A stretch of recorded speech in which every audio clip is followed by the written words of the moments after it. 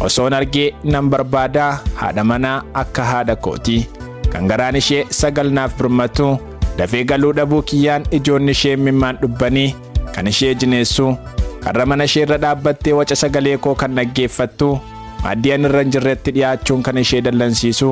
dhabuuf argachuu koon kan nan madaallee qulqulluu jaalala ishee qofaa kan na soortu gaddaa fi gammachuu kootti siifan jira jettee kan na bira dhaabbattu wayita namoonni yaada koo hubachuu dadhaban isheen qofti kan naaf dhaggeeffattu.